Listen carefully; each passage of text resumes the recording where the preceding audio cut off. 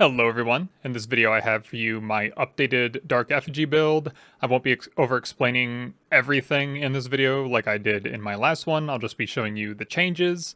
First I'm going to show you my DPS setup for the build that I used for the Arbiter, because in difficulty 4, if you don't phase him, you're just going to get one shot, unless you're a god gamer that can get around the clunky mechanics of his one-shot stuff in his first phase.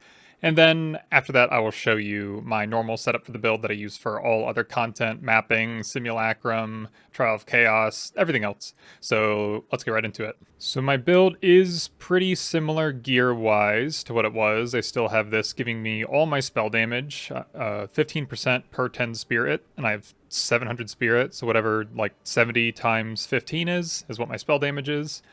And then I still have the same scepter, just giving me more spirit so I can summon in more spell totems with that keystone on the tree, ancestral bond, where totems reserve 100 spirit each. So that's all the same, the weapons are the same. And then what we really changed up here is I don't have an evasion and energy shield chest piece anymore. It's just pure energy shield, and I got a little bit of resistances on it. So what I was able to do is switch up one of my rings to get way more mana regeneration, because I needed it. It's really bad. My mana problems were intense, and I found out that you cannot use you gain mana per enemy killed on totem build, or this totem build. I don't know if attack totems can do it, because it's not counting it as you killing it, so you don't get the mana. That's what I tried first, and I wasted a bunch of divines on. I think I sold that ring, luckily, but yeah, so I did that first. So you need mana regeneration to help sustain mana on this. You get a ton with the Ingenuity belt. And the reason I needed so much mana sustain is because I increased the level of my Dark Effigy gems by 3 with this amulet.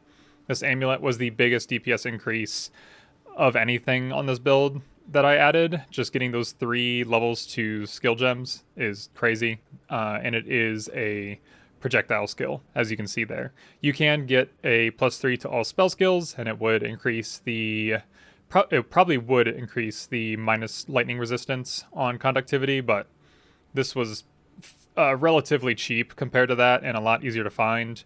One with all the stats I wanted. So I wanted Spirit, obviously, to get more spell damage out of this and to summon in more totems, which this did make my normal setup go from 3 to 4 totems. And then since I was switching from Evasion Energy Shield to Pure Energy Shield, I needed Energy Shield prefixes because we're not getting Energy Shield on our helmet, gloves, or boots, so I needed some somewhere. And then cast speed is just DPS, and then +18 all attributes. I wasn't looking for it, but this was a phenomenal suffix to get, because we do need attributes on this build, since we need 118 dex for this helmet, and then a little bit of strength for scepters. So I think in the last video, I was at like 13,000 damage per second on this tooltip. Obviously, it's not super accurate because it's not counting the extra projectiles that Dark Effigy shoots and the amount of Dark Effigies that I have, plus curses and all this other whatnot on the build. So I just wanted to show that the tooltip raw damage increased from 13,000 to 30,000 on this DPS setup. So on this DPS setup for the Arbiter of Ash, I spec out of all this energy shield here, I lose this node, I lose all these nodes, and then I put a lot of damage here with the increased magnitude of shock, because even though, I shock a lot, even though I don't do a lot of like heavy hitting damage, because I just have so many projectiles hitting the enemy that the very low chance of shock happens all the time, just due to the amount of projectiles and chances to have a chance to shock occur on the enemy. So I'm always shocking, so increasing the magnitude of the shock is just increasing that multiplier for my damage, and very good DPS. This is actually what was the last step in increasing my damage enough to phase him on difficulty 4. I definitely lost a few times because I didn't have enough damage, and this was like one of the last changes I did that really helped. So the other way we're increasing our damage is with these jewels right here, these Grand Spectrum emeralds. You get 2% increased spirit per socketed Grand Spectrum, and we have 3 of them, so that means each of them, oh, actually here's the third one, and each of them gives 6% then, since I have 3 of them, and then since there's 3 of them, each 6%, That's 18%. So that takes my spirit from like 600 to 700, which is more spell damage from my focus, and I can summon in a 5th totem. I don't run this on my normal setup, but the DPS setup for the Arbiter does. So for the support gem swaps on the DPS setup, we have Overcharge instead of Ancestral Urgency, because this is more Magnitude of Shock. So with all the increased Magnitude of Shock that I have, it increases the shock multiplier from 1.2 to 1.45. So that's a massive damage increase, which is very helpful. And also on Conductivity, I put on Cursed Ground, so I don't have to cast it on the boss when he is like able to be hit. I can put it down ahead of time, so then I can focus on putting on Essence Drain and Contagion and Eye of Winter onto the boss once he's hittable. So this just makes it so that the totems start shooting more projectiles sooner. So that is a damage increase, because you kind of got to ramp up the damage pretty quickly. Also, I put on Magnified Effect onto Conductivity, because if the boss moves a little bit, he might still be in the curse circle, because it's a little bit bigger. So I don't need that. I don't need to spread my curses with Hex Bloom, so I just put that on instead. But now I will respec back to my normal build, because I'm done fighting the Arbiter. Okay, so for the all-rounder setup, we got back all of our energy shield nodes. We took this energy shield node. We took these 2 energy shield nodes. And then I could take this one right here, but I took these energy shield and evasion nodes instead. I don't have evasion that's any bit useful on the build, but they still have 12% energy shield, and these have 15, so they're still pretty good. And then also you get 20% energy shield from this one and reduced effective curses on you, so it's still a good thing to pick up, and it's right here on the path I'm already going, so there's no reason not to pick these up when I need energy shield. If I level up one more time, I'll take this one, and that's really all the energy shield nodes that I can reach. And then we got rid of all of our Grand Spectrums, because they really make our build just kind of less comfortable to run on maps. So instead, we have this one, where we increase our totem life, and then we also get increased weapon swap speed, since we're always swapping to do curses and then swap back to our totems and other abilities. And then we took this off. This was on the original video. This is just one of the ones that I take off to put on the Grand Spectrum, because I do have on another one that's very similar to it with Poison on Hit, and I don't need a lot of chance to Poison on Hit when I have so many projectiles hitting the boss. So, but for mapping, I put this back on because the projectile speed is monumental in actually hitting enemies that are moving around. And then lastly, I have on this bugged jewel. It is bugged because it is a time lost jewel, and it does have increased effect of small passives on it. So these are the small passives in range, and it should only increase them by 21%. And I have an Adorned, so it would buff that by like up to like 35%, because my Adorned is 87% increased effect of corrupted magic jewels. But it is additive, so you can see here that without the jewel in, this small node here gives 15% increased critical damage bonus, but when I put this in, it gives 31% increased critical damage bonus. So I'm bug abusing a bit here. It doesn't increase the damage that much, but it is probably best in slot right here, right now, so I just go ahead and do it. And then also this has on increased totem life on the suffix, I assume that is? No, on the prefix.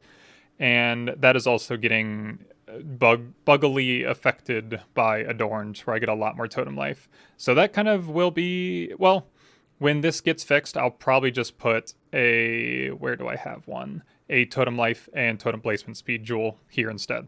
But that is the normal setup that I run maps with. I talk about everything else in my first video, and it's on my build guide, so you can check that out. I don't think there's anything that's very confusing on here. I get crit, I get skill effect duration, projectile speed, cast speed, and since I'm always low life, I can take this node and I will always get the increased cast speed from it. And also I get the more critical damage bonus when on low life, since I've reserved all my life, or 75% of it, with these ascendancy nodes here. And this totem duration's just so nice. It could be something I get rid of, but it's so hard to get rid of it. Just having your totems last longer really helps with running the build. Okay, so for the support gems on the normal setup of the build now, I have on Chaos Mastery, which I also had on the DPS setup, and I replaced the, I don't know what it's called, but it had elemental resistances for totems on it. So I replaced that and put elemental resistances on my amulet for my totems with the notable hardened wood. And totems gain half the amount of elemental resistances that gem gave me. The gem gave me 40%, but you also get 20% additional physical damage reduction, which is super nice too, because I was getting none before from that gem. And then I still have on Ancestral Urgency for increased totem placement speed, because you got to be quick with it. And then, yeah, that's it. I did put on Chaos Mastery, because since I already have so many gem levels from my amulet, and then the jewel on my passive tree, this, let's get out of all here. This is a huge damage increase. You can see here that I'm at like almost 10,000. And then I go down to 26,000. Did I say 10,000? I meant 30,000. Then you go down to like 26,000.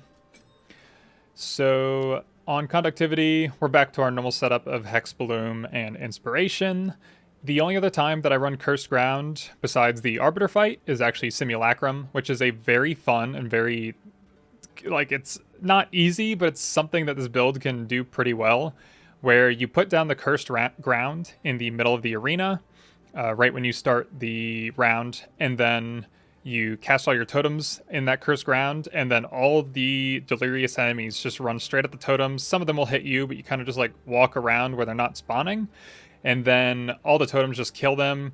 The Cursed Ground puts its own Chaos Dot on them, so you don't have to hit every single enemy with your own Chaos Dot with Essence Drain or Contagion, and then the boss just dies so fast.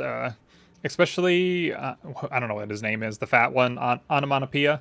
He'd run straight into the totems and then goes onto the Cursed Ground and insta-dies. Kostas is kind of smart and stays on the outside and throws stuff, so as long as you don't sit inside of his blades, you can kind of just like leave him till last and then kill him. But yeah, that's probably my favorite thing to do with this build, is Simulacrum, and putting Cursed Ground on conductivity. Everything else is pretty much the same. I forgot on Contagion my Magnified Effect. When I'm mapping, more area of effect instead of on conductivity, but for Simulacrum, I changed that again. And then instead of Eye of Winter for increased crit chance and Withered on enemies in maps, I never use it because I don't need it because I do plenty of damage. I put on Shield Charge and put just some random shield on here. I really don't know. I don't know if there's an optimal shield. I haven't looked at it. This is just what I picked up off the ground and put it here, because this allows you to shield charge and then blink. So it is better movement around the map when you gotta travel a far distance. I wouldn't shield charge and blink when I'm still fighting enemies that are on the map, because you'll go way too deep, way too fast, but just something to do. It's better to move around the map faster than have Eye of Winter, because I never really use it. So that is the build and all the changes I made to basically triple my DPS since my last video, and I'm very happy with it. I've been farming mostly Ritual because I don't have a ton of rarity on this build.